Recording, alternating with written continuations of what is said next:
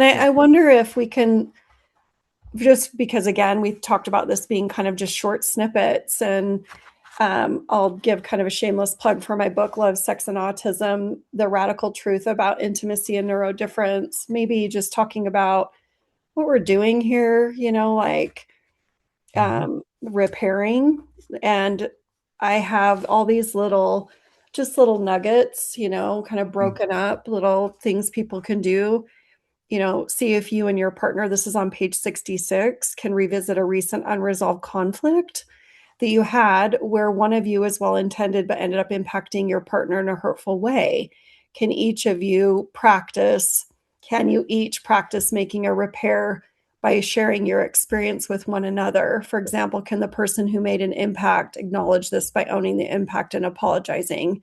Can the person who is impacted also acknowledge how they were impacted, what they need going forward, and perhaps express appreciation towards their partner for owning their behavior and apologizing? And so for listeners, you literally just got to see in real time us practicing what I wrote about in the book on page 66, chapter 5, what causes conflict. And then the last part of that is, if it's too activating to do the exercise, wait until either you're both more grounded, or if you meet with your couples therapist. And so I don't encourage people to do this live all the time unless you have the ability to, because it's pretty raw. This was pretty raw, but this is what I want the podcast to be. And so, Yeah. and I also want people to be able to know that live on these podcasts, you and I are going to talk about an issue that comes up for us and then apply stuff from the book. Mhm. So that folks, that whether you can't afford it, you don't want to buy from Amazon. By the way, if you want me to ship you a book from me, not from Amazon, just let me know. I'm happy to do that. You can message me. Go to the website, either namasteadvice.com or CandiceChristiansen.com, and just say, hey, heard this podcast and I would love, for you to ship me the book. We can coordinate that. And yeah, I think lastly, I want to say follow me on Instagram at Love, Sex, Autism. I do talk about more of the dicey, I guess what people would consider as dicey about sex and autism and sexuality and gender identity. But I do that because, same with my book, there's just too many pathologizing stereotypes about autism, that we don't want relationships. We're not capable of having relationships.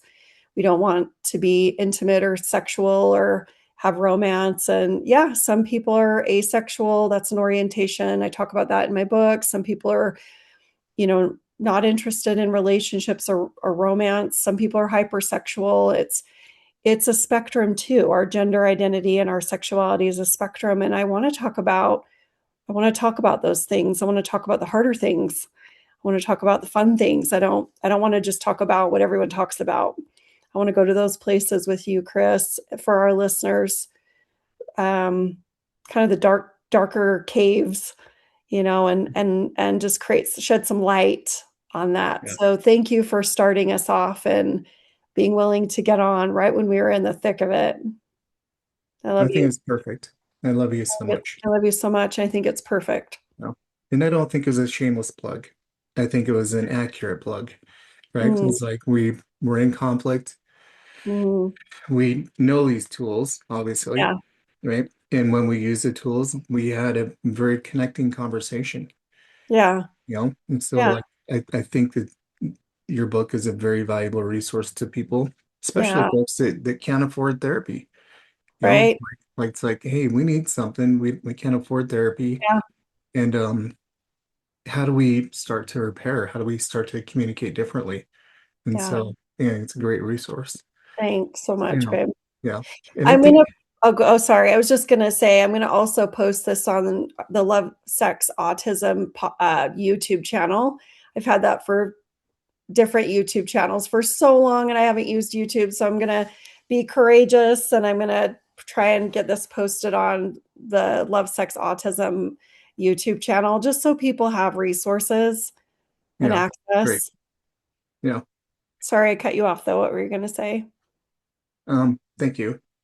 Um, I think that the fact that this was live, was very helpful, right? Because we are more mindful, we're being more intentional, right? We're trying harder. And this is actually a tool that I share with a lot of my clients of like, hey, if you're gonna repair or having a repair attempt, or you're gonna be having maybe a harder or difficult conversation, to actually record you guys. Like put the video Mhm. on, set it up, and then have the conversation because there will be a part of you that is going to try harder. It's going to be digging a little bit deeper, slowing things down. That's a hallmark of good communication is slowing it down.